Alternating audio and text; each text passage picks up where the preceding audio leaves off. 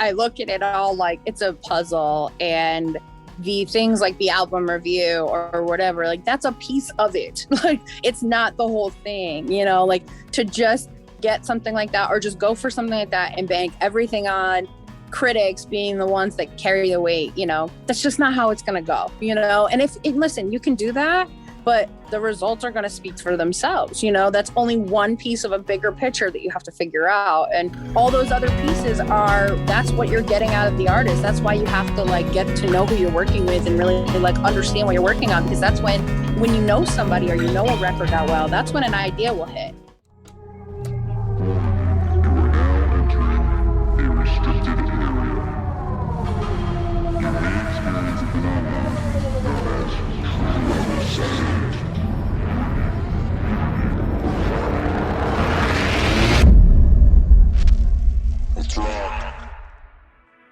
Hey everyone, welcome back to another week of The Record Process. On this week's episode, we're stepping away from the production end of things for a minute and into the marketing phase of a release. And we thought who better to walk us through this section of the record process than our good friend Jamie Coletta, publicist extraordinaire and owner of No Earbuds, a PR firm focused on cultivating some of the most successful independent artists via radically inventive methods. We asked Jamie to walk us through her process and some of her experiences from her time working on Jeff Rosenstock's breakthrough album, Worry, which launched the prolific DIY punk rocker onto the national stage and was even named by USA Today as the single best album of 2016. In the course of one album cycle, Rosenstock made the jump from small clubs and basements to the stage of the Pitchfork Music Festival, and Jamie was behind the scenes pulling the levers the whole time. So we wanted to bring her into the show to explain just how important that phase of the record process can be. So stick around and hear all about it right after this quick note from our sponsor. DistroKid is the most affordable service for independent artists to distribute their music to all streaming platforms, and it comes filled with a suite of tools to help you elevate your career. DistroKid not only allows you to spread your music across the streaming ecosystem, and yes, that includes TikTok, but it also helps you share your story with labels via the Upstream tool. You can engage your fan base using its text messaging feature and even create unique lyric videos. Record Process listeners now have a chance to get 30% off the first year of their membership at DistroKid. Just head down to the show notes and sign up using our affiliate link. We can't wait to hear what you've been working on, so don't hesitate to reach out to us at truelevelstudio.com/The Record Process and share your release plans with us for the upcoming year. And now, here's our interview. Jamie Coletta, welcome to The Record Process. Hello. Hello. How are you? Thank you so much. Thanks for having me, Casey. Oh my God. It's been a minute. It's been at least a couple. After the last couple of years, who has any sense of time anyway, really? So for real. Who's to say? But what I can say is that Tom and I have been so excited to have this chat with you about this record because, well, for a number of reasons, just because I've always admired what you do and everything that you bring to all the bands that you've worked with over the years. Not least of which is us and the kind of guidance you've given my band, The Wonder Years, over the years, and so many other incredible people that, for a very valid reason, trust you and your thoughts and approaches on things so much. So with that being said, I'd love to, before we kind of dive into this record and everything it had to offer and your experience with bringing it to into the forefront and to the audiences, I kind of want your take. Obviously, you know, we talked a little bit in the intro of what you've done and the history that led you to this point, but I'd love to just give our listeners a little bit of your thoughts in terms of how you see the role of a publicist now. Obviously, you're wearing many hats these days, but specific to this record in general and the rollout of a record, what is a publicist role? Because I think a lot of people kind of like even like what a producer is.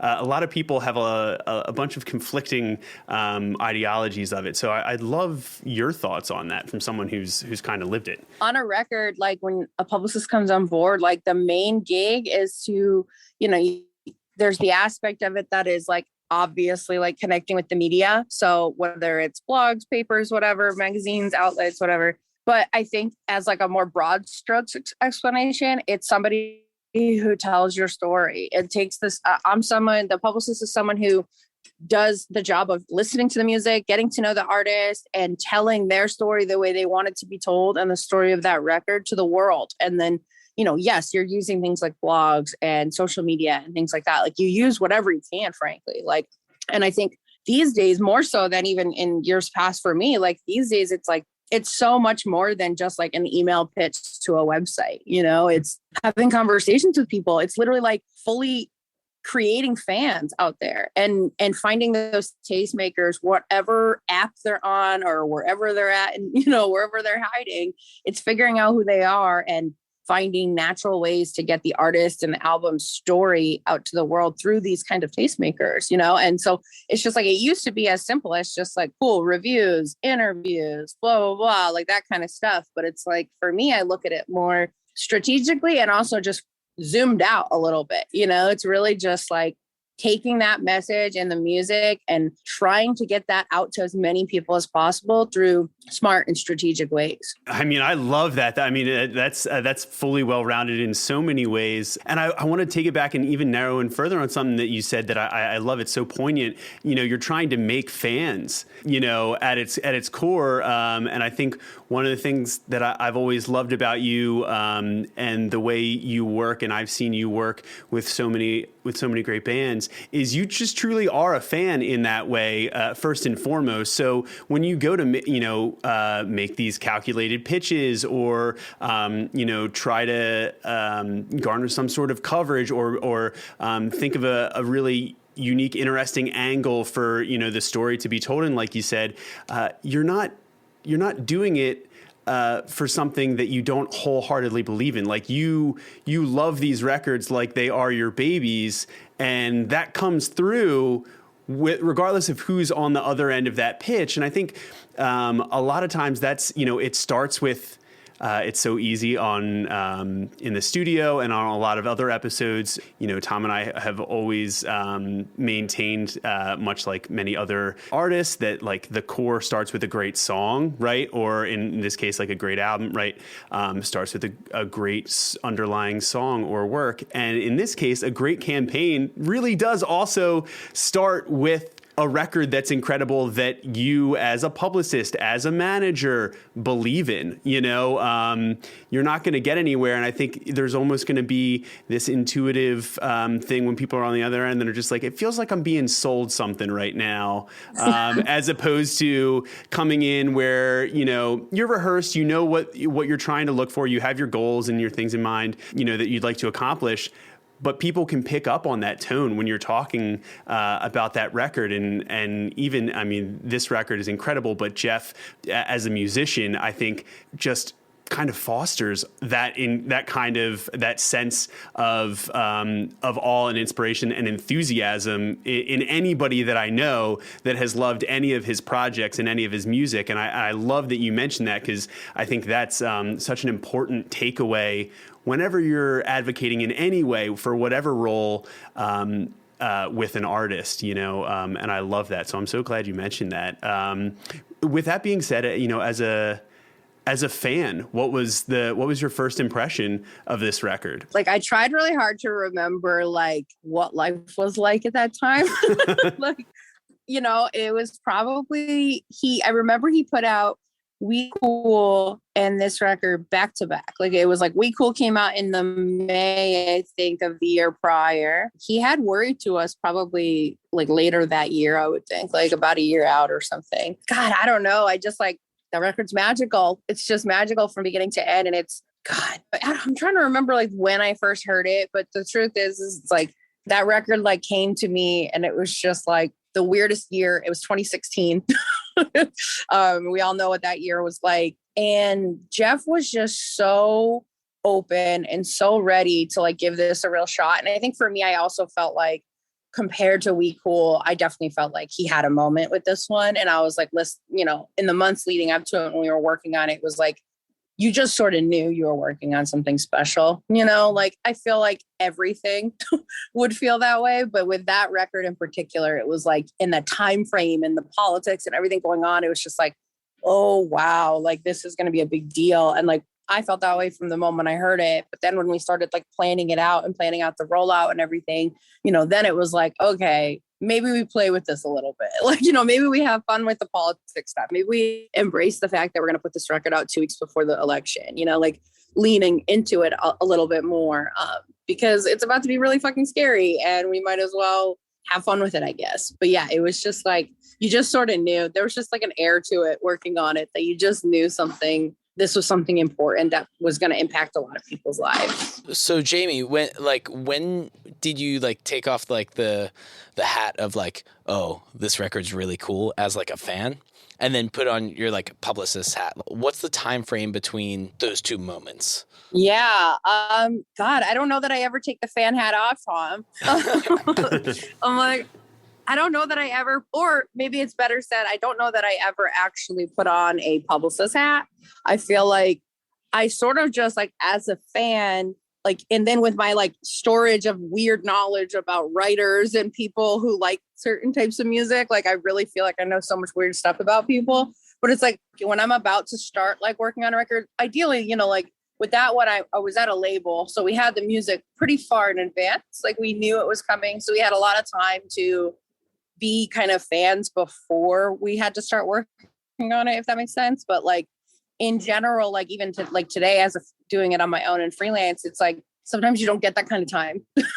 Sometimes you don't get that like luxury of like living with a record, And I think that probably had something to do with Worry as well. Was just that we had it for a long time and really got to like learn it and got to know it. And I think that I do my best work when I have that kind of time, when I have the time to just like put it on when I'm like cleaning the house or going for a drive or, like just to be able to, like I said, live with it and just exist with that record for a little while. And like, then it's like, by the time it's time to like really start rolling things out, maybe between like anything between like, 4 and sometimes even less, but like 4 months or so out, when it's time to start like putting the pieces into place, then it's like, it's so easy. It's like my pitches just flow out of me. They just roll into the inbox, it's just so simple. Cause it's like, God, I know this record inside and out. Like there's a record I worked on earlier this year. And when I was finally time to go pitch it, I knew it so well. I was just like, you got to go running to this one song. The BPM's here. Like, I just like was so into it. And like, so I think with this record, we had a lot of time.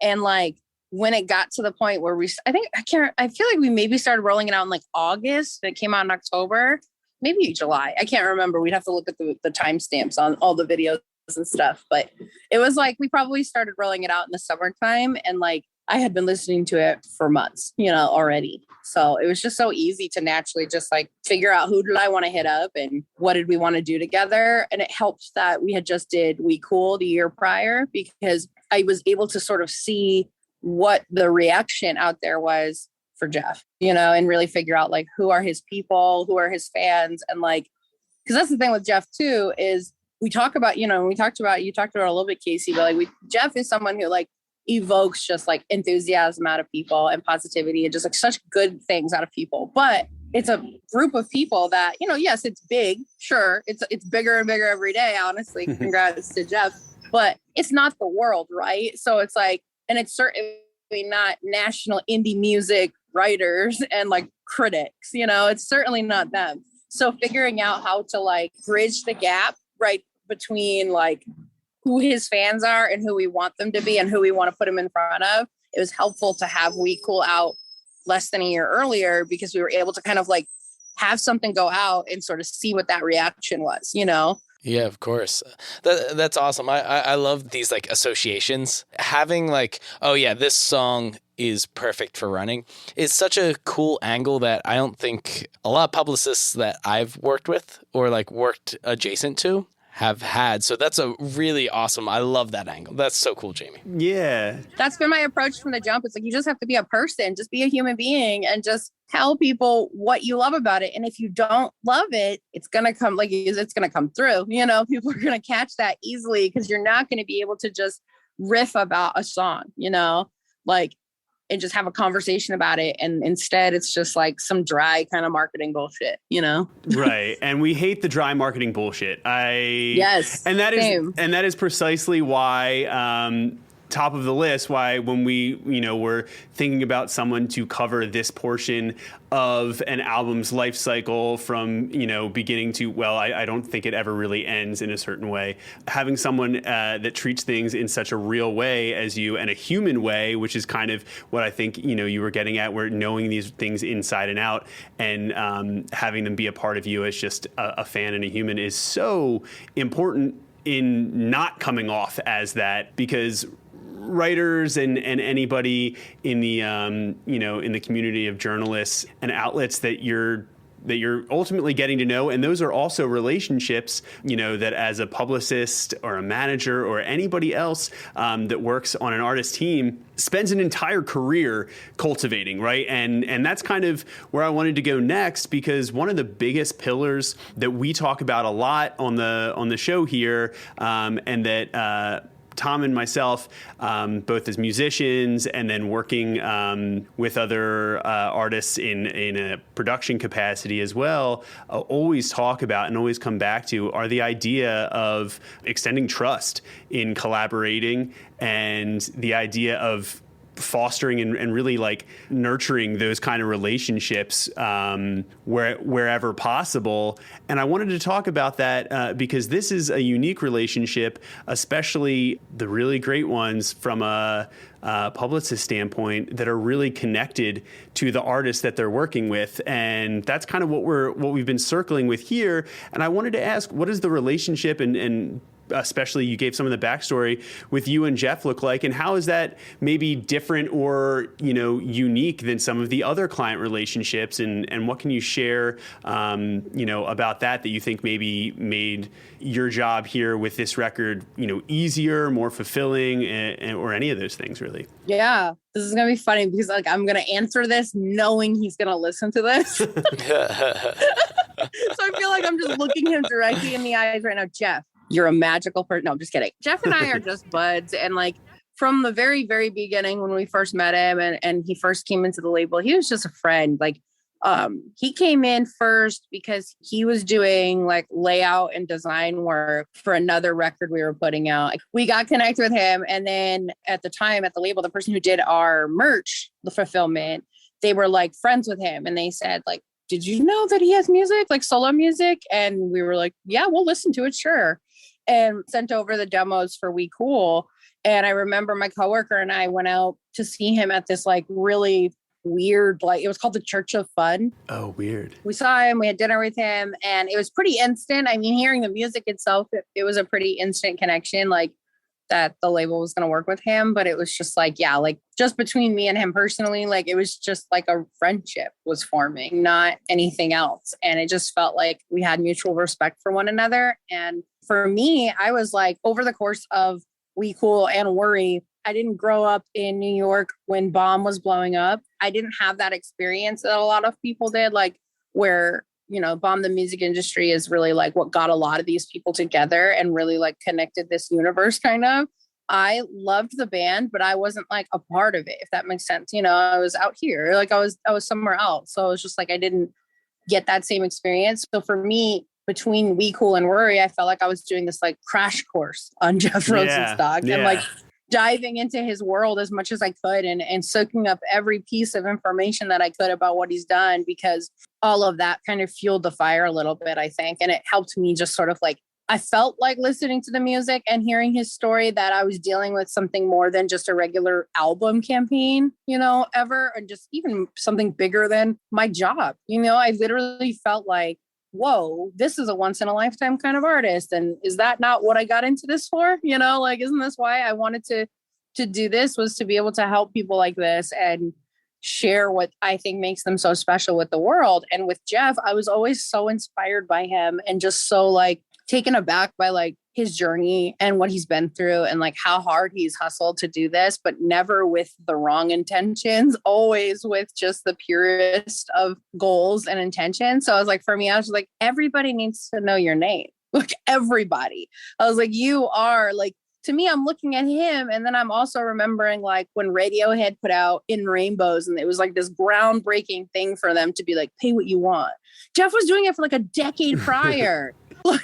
And I could go on and on and on. But so once I saw that world, I was just like, oh, we got to tell your story. And I remember I told him early on when we were working on We Cool, I remember I said, like, I'm going to make sure the world knows your name. Like that was something that I promised. And like, because to me, I just felt like that story had to be told. And what he was doing was so cool, so interesting, so different, so authentic, and so good for the overall world. I was like, we're gonna make this happen. And it was just that mutual respect and just like that love I had for him and his story that carried it, really, I think. But yeah, that's the homie. And even today, I mean, the dude lives 15 minutes from me. I love him. I see him all the time. He's the best. He's still a major part of my life, even if I don't, his music path has gone and he's done his own thing now, and he's doing it. He's doing everything we wanted him to do, everything we talked about him doing someday, like he's doing it. And so it's like, it's cool now because like now I can go over his house for a barbecue,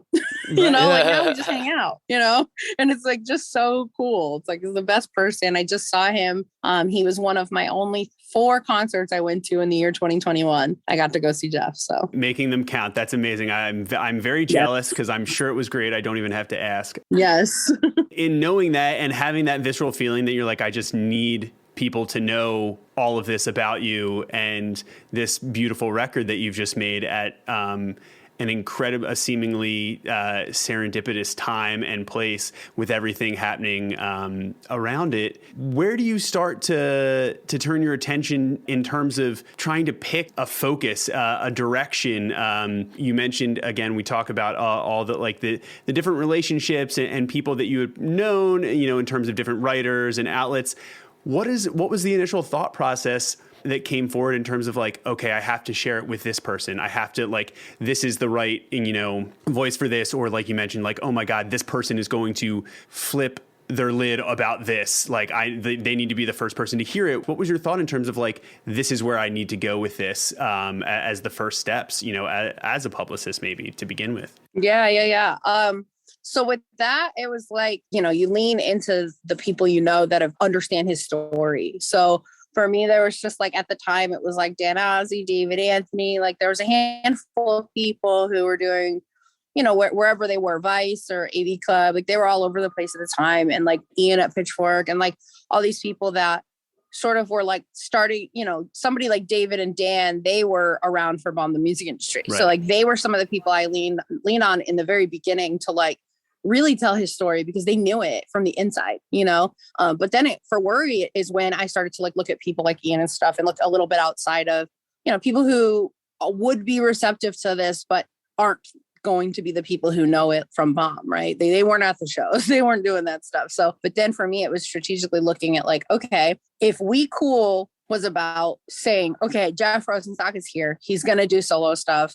Get ready because this record slaps. Worry was more like strategic in that, okay, we've got a baseline of people who will have your back no matter what out there and will use their platforms to help spread the word about what you're doing. Now it's time to look a little bit outside of our bubble and to look to like, especially with a record like that, where you could just feel it listening to it, that it's like, oh, this is a record, like this is me, we had like real good stuff. So it was like, I knew it was the right record to go reach out to those kinds of people and introduce Jeff to them. And then that was it. It was just like figuring out who those targets really are.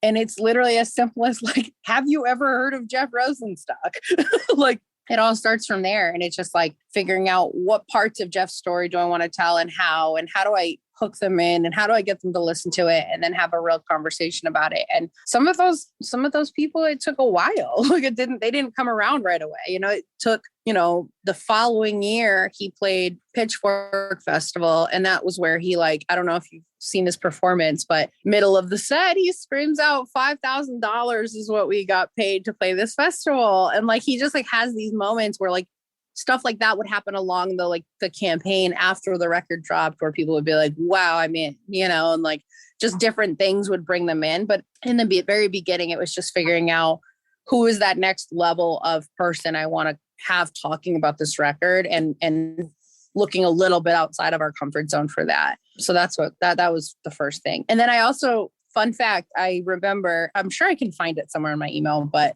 instead of a bio for Worry, fun fact, we had Chris Gethard write an open letter to anyone who was about to put on the album. It was literally called an open letter for those about to listen to Worry. And it was written from Chris. And it was like a little like almost diary entry that he wrote for the person who was about to listen to it. And I'll have to try to dig it up because it was so good. It was so sweet. And like, it was so funny because I was like, Jeff, we don't need a bio. Like, fuck a bio. Like, you know, like this record speaks for itself. Let him tell it, you know, let him kind of introduce somebody to what they're about to hear. Oh my God. So it's just that energy. Yeah. I love that so much. Taking a moment to let you know that this episode is also brought to you by Band Builder Academy. Band Builder is a training platform and resource library that helps musicians understand how to convert strangers into fans, get higher visibility on streaming platforms, and understand how to uniquely market themselves in order to build long-term relationships with their audience that can sustain and grow a career the right way. That's right, I said the right way, because we know there's a lot of noise out there right now, and it's easy to get wrapped up in chasing vanity metrics and lose sight of what really makes you stand out as an artist. This is a core belief that I share with Todd McCarty, founder of Band Builder and longtime label manager and sales executive at Fearless Records and Sony Music. With the time I spend coaching a number of developing artists, I've seen just how powerful a tool like Band Builder can be in helping musicians stay organized, plan their releases, and make the most out of the time they dedicate to their craft. So for a limited time, Record Process listeners can get 10% off a new membership at bandbuilderacademy.com by following the link and instructions in the show notes. So if you're serious about growing your knowledge and fan base the real way, then do not sleep on this offer. Especially with someone as wildly creative and with such an immense creative output as Jeff, and with someone who is so decidedly hands-on in both the music making, but in the vision of a lot of these, you know, stories that he's telling with the songs. Like, what was the brainstorming between y'all like? And, you know, were there any other like kind of like atypical or non-traditional? I mean, I'm sure a lot in his career is atypical, of course, anybody that knows him. But were there any other moments? Because that's such a great example, because especially I think for a lot of young artists that are, you know, now, and we can talk ad nauseum about how it's changed, and, you know, the last 20 years has, and, you know, the advent of laptops has made like the bedroom production artist no longer a special or unique thing, and a very saturated streaming space, yada, yada, yada. But like that does ring true that I think you need things like this, you know, that play to the personality of who you are as an artist, and also additionally get people's attention, not in a gimmicky way, not in like a shtick kind of way, but in a way that before you even read that intro from him, you take pause and say, you already know something about it. The fact that is being put there in front of you, and the fact that he wrote that speaks volumes enough before you even get into the word. And so do you remember anything else, even if it was not on this record, that with Jeff that you kind of tried to bring to life, or tried to take an alternative approach to you know, to put his kind of stamp on it and make it feel authentic? Yeah, I mean, I definitely remember a lot from that record. We had fun. Like, you know how I said, like, we leaned a little bit into the fact that it, you know, the politics and stuff. We made, you know, like political lawn signs that said Worry on them. And then we had fans go out and like put them in people's yards, and like we had one fan who went and took pictures of the political, like the lawn sign. They went and put it in front of dumpsters and like trash, and like they found this broken piñata of Trump on the ground somewhere in Los Angeles and put it in front of that. And it was just like, yeah, like that kind of just magic that we couldn't have predicted. But we had fans go out and do all that stuff so that we'd have all that material to kind of share, and they got to keep the signs, and it was like a fan club thing. And then we did I remember we did a documentary called The Making of Worry. It was basically like this weird like footage from the studio when they made the record. They rented this beautiful house up in like the Bay Area in California that had a studio built into it. Filmed a bunch of content while they were there. One of the things we did was this Making of Worry documentary. It's on YouTube. It's like 10 minutes long. It was like, I remember Jeff was like, it's going to be like a horror movie kind of. And I was like, okay. And like, we injected the idea of like having that come out right before the album and tease all the different songs from the record on it and like show off like different moments of the record throughout this little weird horror movie type thing. And it was so funny working on that because none of us had any idea how that was going to come out. Like nobody knew. And I have to say, Jamie, I'm so glad you brought this up because in getting back into the headspace for this, listening to the record a bunch again and going back through a bunch of this time period and everything surrounding the record that I could find, that one definitely, A, I don't know how I missed it when it came out initially, but B, we're definitely putting it in the show notes. For anyone, I would love that to be, if someone is unfamiliar with this record or for some reason, well, if you're unfamiliar with Jeff, then that needs to change immediately, first and foremost. But after that, definitely go and find this video. We will link to it in the show notes because I saw it and immediately you start watching it and you're like, oh, this will be interesting. And especially for like studio guys like Tom and I and a lot of our listeners, you're like, oh, this will be cool. I'll get to see what gear he's using. I'll get to see whatever. And then it turns into exactly what you described, which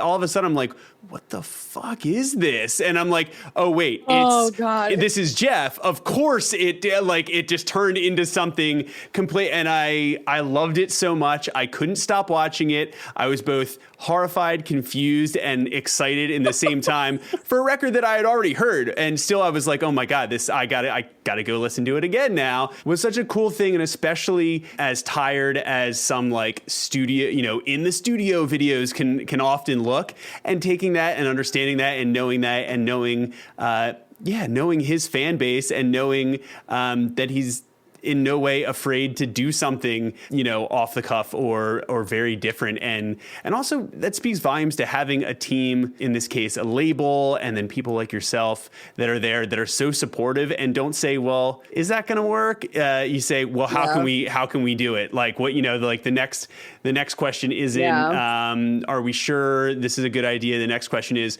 well, what if we did it and then we could do this, and I love that. And it feels like it was that kind of space that that y'all were able to facilitate for him, both as an artist and then just as a creative thinker as well. And it's so important. And it's also, again, part of the reason why I was like, I want someone like Jamie to come on and talk about this, because I know she is so baked into the support system and the ideas of so many great things. I love the campaign sign thing. Brilliant and awesome, and another great, we've tried to do moments like this, with like some Wonder Years at like rollouts over the years, and it's a way to you can have fun with it too, and I think that's also with something that that is such an incredible commentary and quite worrisome at that and troubling at that time. You can also have a dark sense of humor and have that carry all the way through. So brilliant, and so cool to hear that that's how it all kind of came together. I think they're probably on YouTube still, but Chris Farron made like commercials for it. I remember those. Yeah. Yeah. We started doing like a political campaign commercial for the album coming out. Like we had stuff like that we ran out. And like, yeah, it was definitely like brainstorm wise, Jeff is a great emailer. Let me just give him his flowers on that one. Like a Jeff email is most of the time very long, like very, very long. But also it's not just like a block of text in front of you. It's like organized into like different thoughts. Like the man knows fonts. He knows how to use the bold and the underline all to kind of make it look like digestible. And like, we would literally do brainstorms like that, where like we get on the phone and we talk out ideas, but then we'd get like emails that would be like, here are some thoughts on a bunch of different little things. And like, he would just run through it. And then we would kind of be able to go through and like, go back to him with counters or like with responses and like kind of develop stuff from there. The one thing I realized just now that we haven't even talked about yet, which maybe you have it on your plan to bring up, but something else we did on that record was, I don't know if you've seen the video for You in Weird Cities. I'm mixing up my albums. It's all good. It tells the story, but basically we booked 5 shows in one day on each borough of New York. And I just remember it was to promote the record. Maybe that was Worry. I can't remember. But the video for You in Weird Cities is basically the day, right? Like we sent a camera crew, somebody to go film the whole day and put a video together. I just remember planning that was crazy because it was like, we didn't go with traditional venues. I think we only had one of the 5 shows was at a regular venue, but it was basically like me, my colleague, and his booking agent, the 3 of us figuring it out and like putting that whole day together. We had a promo where if you went to every single one of the shows, at the last show, you would get one of these like really limited screen prints that kind of proved you went to all 5. I can't believe we pulled that shit off. And like people went to every single show and filled them up, and people went to all 5. And yeah, that video is one that you should definitely reference and let people check out, because that was just like a crazy undertaking. But that was literally me, Jeff, my coworker Christina, and Jeff's booking agent. And that was the 4. We just crammed and we figured it all out, and Jeff designed the poster. Like we all kind of just got in there. That was like a purely truly DIY thing that we did. Yeah, that was us, like in my office, like me and my coworker just sitting there being like, where else can he play in Queens, like figuring out like each borough and just like which order do you put them in and how long does it take to get from here to there. And Jeff was also adamant that day on taking public transportation between shows, because he wanted to make it so that if you were a fan and you wanted to go to all 5, that you could, because he was taking the same subway you were. So lugging the gear on and off, all this stuff. They took the Staten Island ferry. Like they did it. They really did it. And it was like, I didn't get to go. Christina went, but it was just like, oh my God, I remember just like the logistics of putting it all together. And it was literally just us figuring it out, and that kind of thing, when you look back on it, looks like this huge undertaking. And it was like, it was just like a couple of us like on the phone trying to it was huge, but it was still like, we just scrapped that out. We figured out that plan and we did it. It always is. And I have to say, even like with our experiences with Wonder Years and a lot of other things like this, the common conceptions are, wow, they have probably have a whole team of like 30, 40 people that are just doing all of this and making it happen. And I will totally agree. And I love that you have just provided our listeners with a peek behind the curtain on something like that, because the reality is it's usually somebody like Jamie that's pulling really long hours and is being super crazy overworked, but there's no way that they can not do it because they love the idea as much as the artist that they're trying to execute it for, which is how you get some incredible moments like that. So kudos to you, because that should never go unrecognized. I'm sure, obviously, Jeff is literally the last person to not give someone the recognition in that regard. Yeah, no, Jeff's always had my back with that stuff. And I just double checked. It was the weekend after We Cool came out is when we did it. So it was the first record. But think about that, like that kind of stuff we were pulling off, and we did something like that without Worry having come out. Like this was pre-Worry. So it was like in the very beginning of his solo career, we were pulling off crazy shit like that. Like that dude is just like always down for whatever, always down to scrap and hustle. And that's the kind of person that I work the best with. It's just like people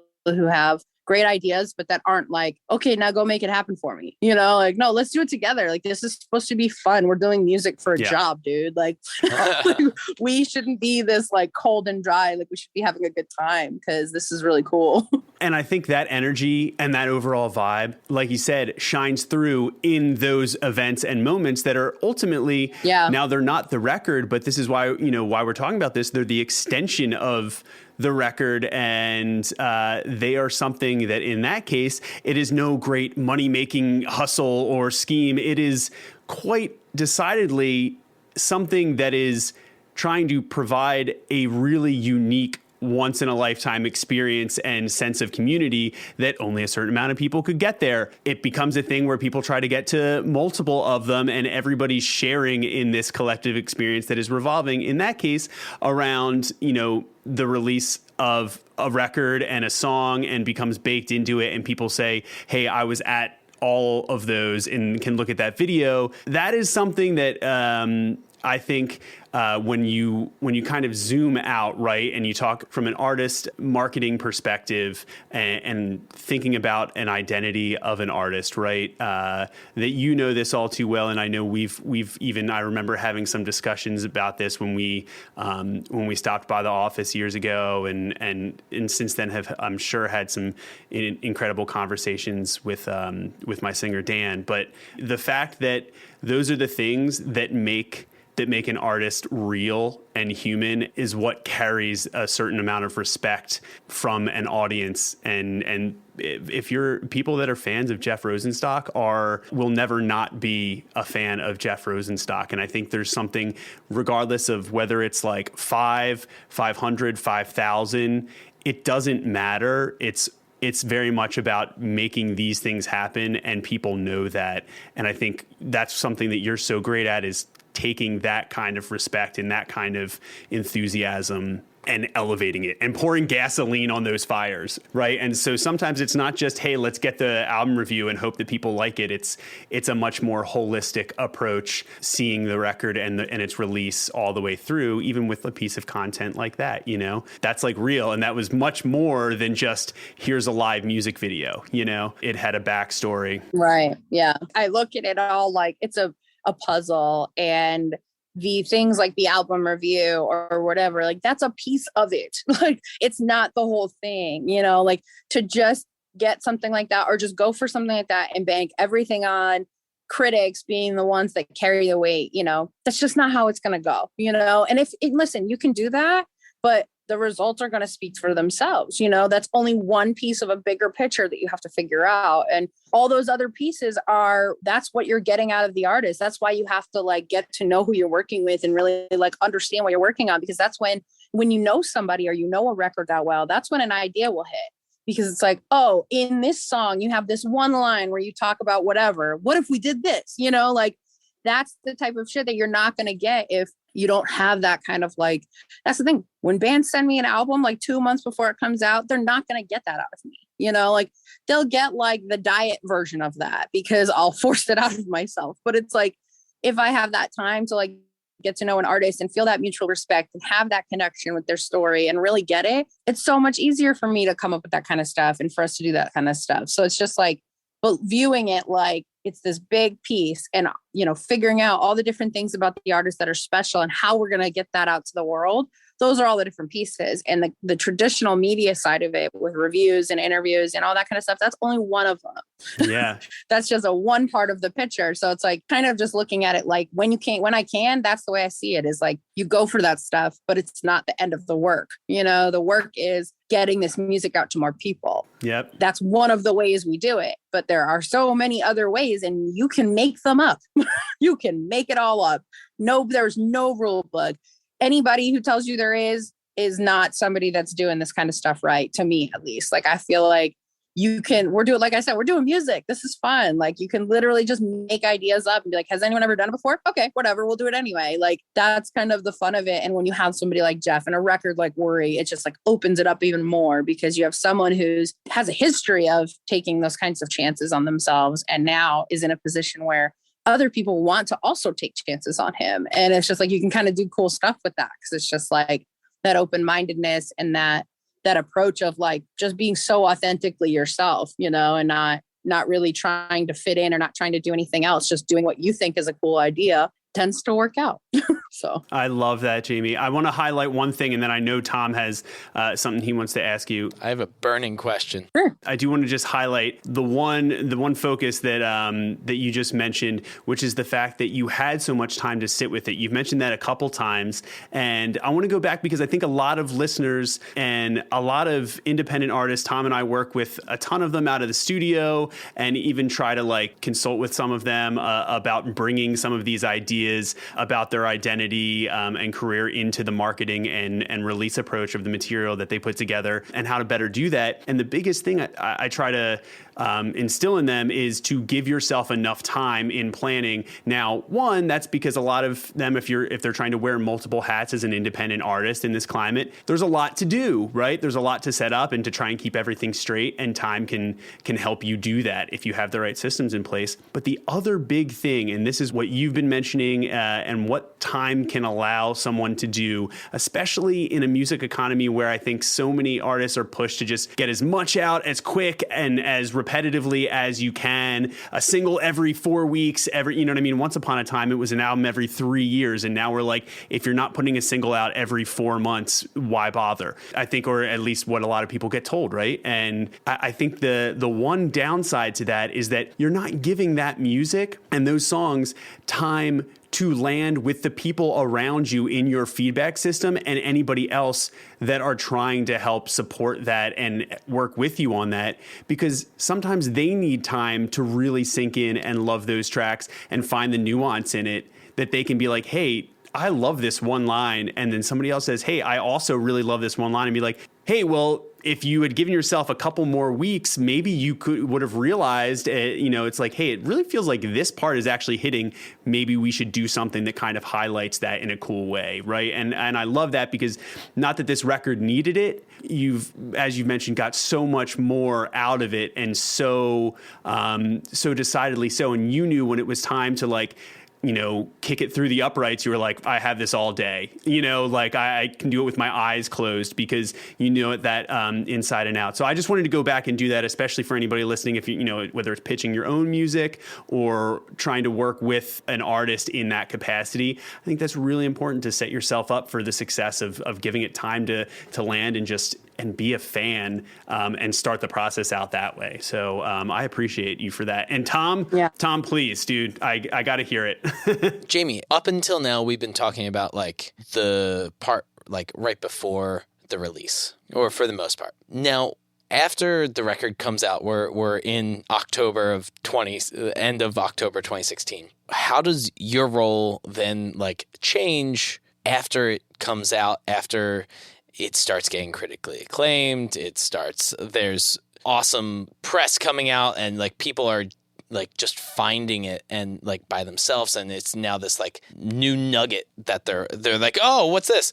How does your job as a publicist, specifically for this record, how did that change after the release? First, I'm kind of still, I feel like in the months, especially if something's getting that kind of critical pickup and it's hitting that hard, you just sort of know when that's happening. And in that moment, I'm still actively working on it, right? So I'm still thinking okay, it's getting some pickup here. These cool people are talking about it. My brain is still moving on who isn't talking about it, right? And can I use the thing that's now everyone's, this critical review or something like that? Can I use that somehow to get it in front of these people who still aren't talking about it? So part of it is when something's really picking up some steam, it's thinking of okay, how do I leverage that kind of stuff now to get in front of the people who are not biting on it yet? That I know, that's the thing, my targeting, it's I'll be I know somebody, whatever outlet it is or whoever it is, I know they'll like it, but they're not responsive yet. So how can I use the momentum that's happening right now to keep trying? And so part of it is just ongoing, chasing those people and those targets. But another part of it is maintenance a little bit of especially when something hits with a ton of praise, it's really important to keep track of that stuff, and keeping track of just who loves it, what did they love about it, and just really reading everything. Takes a long time. And I read everything. I read all of it, because it's that's the thing. I'm trying to learn more about the person writing it too. So it's I'm looking for things, marketing things, of course, but I'm also looking for just more insight into what it is that made people connect with this in the first place. What are people taking out of it? What are the messages that out of all the things we put out in the beginning, thinking of all the different angles or whatever, all the different kind of talking points that we had, what is sticking, right? And you can learn from that too. So I think I move into a little bit of a maintenance phase of paying attention to this stuff, and also just kind of filing and cataloging all of these different reactions and who loved it. Because that's the thing, you never know if you're going to work with an artist more than once like that. But for me, it's still just helpful knowledge to just do a recap in your brain of okay, when I went out with all of these different angles on this record, this was the one that stuck, or this was the overarching thing that people took from it. So it's just helpful for my own craft, honestly. But with Jeff, it was just still ongoing. And it was sort of, I think my role with Jeff turned after that record definitely more into someone who he could come to for advice on anything to do with his music, and kind of turned into more of just a confidant for him. And I remember the following year getting on the phone with him. He was in a Walmart, and he was I was we need to talk right now, because I was trying to convince him to take a tour and he didn't want to take it. So it was my role kind of switched into just being a person for him, somebody who could be on the team, who could have conversations with him about other aspects of his career, not just the obvious PR stuff, but also just somebody he could trust to keep it real with him. And yeah, that's like our relationship moved much after that record specifically. It definitely became more of like, I was more of like a resource for him than before. Love that. I love that. And that is no surprise that it wound up that way after hearing this all. So I've got one final question then with all that being said, and kind of led right into it in an interesting sense. We're talking about all this under the, with the understanding that Jeff had, a label and a team of, few people to kind of help, put some funding behind it and do that. Now, I just want to break down and see where your head might be. You mentioned Jeff coming to you for advice just as a friend, as a person, as a human who he trusts. If Jeff today, and Jeff, if you're listening to this, you can shut it off now because clearly this is not relevant because there's no way to picture you as not the Jeff Rosenstock that you are. But if Jeff Rosenstock was just starting out, had a few songs ready to release, no label involved, was completely independent, which in some ways that ethos is spot on for him, of course. But more so just viewing that as, what do you think would be your advice to him or any artist in that kind of independent position and space, given where we're at in 2022? What are the biggest factors in terms of trying to gain some ground? It's more competitive than it's ever been before. So it's like, you have to, I hate to say it, but you have to be good. That's almost like a no-brainer, but it's like, if the music has to be great. Like, it just, you have to put your everything into it. And so it's like, it's gotta be real. It's gotta be authentic. The same effort that you're going to put into making it, you have to put into the marketing side too. And the stuff we're talking about with giving yourself time, that's what it's for. It's like, if I always tell people, if you spend 6, 7, 8 months making a record, that's how long you should spend getting your shit together to put it out. I can't tell you how many times a smaller band that has not broken yet will come to me and say, we spent all last year making this record. We wanted to come out in 2 months. And it's like, okay, word. Well, it can if you really want that, but what you're looking to get out of it is not going to happen in that short amount of time. So giving yourself that kind of time, and most importantly, just like being true to yourself and like be creative. And just because somebody hasn't tried something before doesn't mean, you can't try it yourself. And like, you can make up your own campaign. You can build out I've seen indie bands do it before. There's a great band called Telethon who does it really fucking well.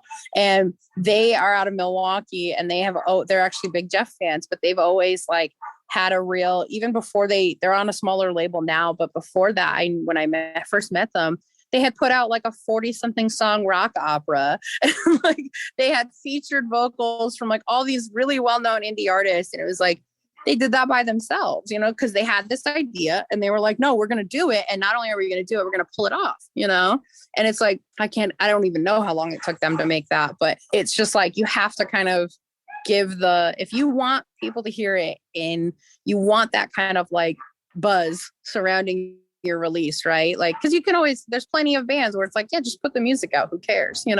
But if you're looking for that buzz, that momentum, that, you want to get into the world where this could be your full-time thing, then yeah, I think you have to stay true to yourself and you have to give yourself a lot of time, because as much as it seems like these things are happening just like off the riff, they're not.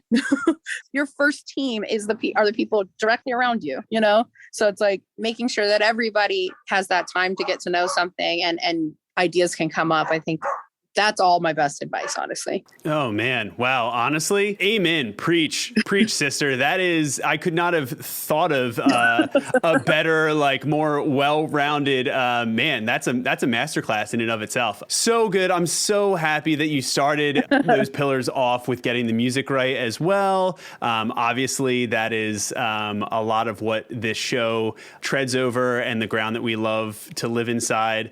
And yeah, I think it's very easy to get caught up in which social media platform should you spend time on, what kind of content should you produce, and all of that has a place to support the story. But yeah, it's like none of it's really going to matter if the song that it all tracks back to, it doesn't have that, that stickiness. Exactly. So I love that you started there, and so fitting too, because, a self-described fan first, but someone that, you can learn a lot from that too. It's like, if the people around you, like you said, on your first team, which are your family and friends, And also, I would say find people that are going to be very honest with you early on, because that's also how you'll grow, and make sure that that music gets to where it should be, to where it can start catching on in and of itself, because of how relatable it is and how honest it is. So all incredible things. Jamie, man, this was great. So happy to have you on. Thank you again so much. It's been a pleasure, and we wish you the best in 2022 and hope to see you soon. Thank you. Yeah, I had a great time. I will re-enter this universe anytime I can, because it's easily one of the top moments of my life. It's a really special record, and I'm going to go listen to it right now. Thanks so much, Jamie.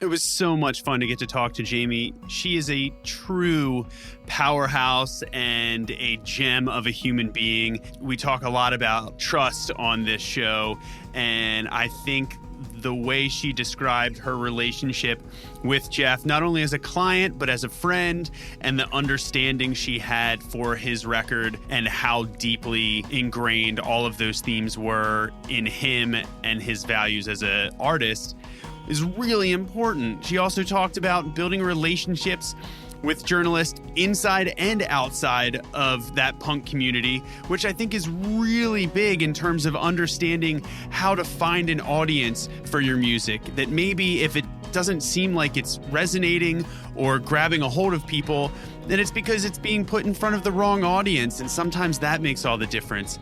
And additionally, another reminder that this month we are giving away an incredible plugin bundle from our friends at IZOTOPE, so you don't want to miss out on that. It's free to enter. All you have to do is follow the directions in the show note and just sign up to our newsletter so that we can notify a winner at the end of this month. That's it. And if you like this, as always, please share it with a friend, pass it along, or just leave a quick review telling us what you liked about the show. It means the world to us, and it helps us keep doing this. It really, really does. So, as always, thank you again for listening, and we will catch you next week on The Record Process.